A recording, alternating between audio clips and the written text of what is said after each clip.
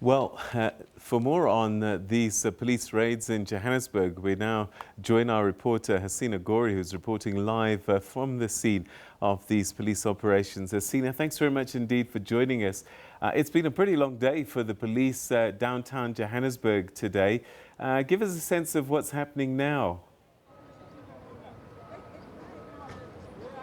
Yes, you're right, Peter. It's been quite a long day here in the Johannesburg CBD. It's been shut down almost completely with police, over 1,000 of them, not just Johannesburg Metro Police, the South African Police Services, as well as other units have all come out in their numbers to ensure that they can raid these buildings and find all these counterfeit and fake goods. With them here were, trucks that were just loading all these goods that they found. Today was specifically targeting clothing. So we saw lots of sneakers, we saw lots of bags, as well as clothing items that were seized by police. We also know that foreign nationals or undocumented foreign nationals were also arrested. The numbers are sitting at over 100 right now. We don't have a complete figure right now. They will be all seen whether they have their documentations, and then the process will then take place. But what we do understand is that this morning, one of the buildings that they went into, if I can just step out of shot and let my cameraman focus to behind me, one of these buildings here, there was a manufacturing plant here as well that was found in here. It was seen that in these homes, they were not just counterfeit goods being kept, but they were also being manufactured here by foreign nationals. Police have also arrested not just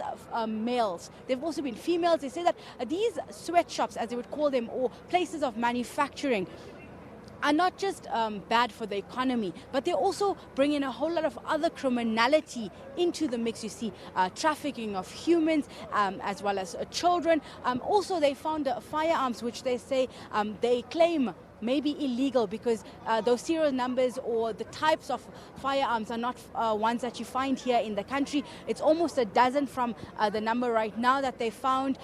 Right now, we've seen the clearing up of the scene. We're seeing them packing up a lot of the seized goods and winding down for the day.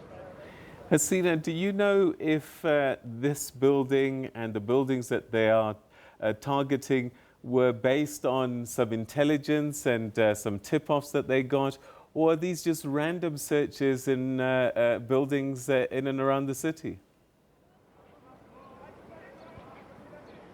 Premier David Makura said that the place that they first raided last week, they got that intelligence from a tip-up where they said that 30 vans had come and dropped off counterfeit goods in that area, and that's when they went in to seize the goods. And that's what spurred on these attacks on the police that we saw, as well as now the follow-up raids that we're seeing. So there are much intelligence that are coming. Police say that they know of other buildings in this area, and it's not just in the Johannesburg CBD, but as well as in the Vaal, as well as in the East Rand, where there are these buildings that are housing counterfeit goods. What he also mentioned, which is quite important, is that those owners of these buildings, they are also in trouble for allowing these operations to take place in their buildings, and that the buildings are now being shut down.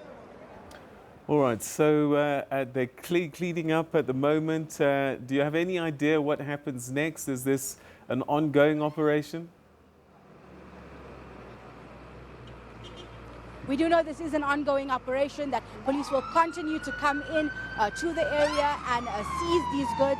A lot of the businesses here have been closed for the day. A lot of them won't be able to continue with many of their goods being seized.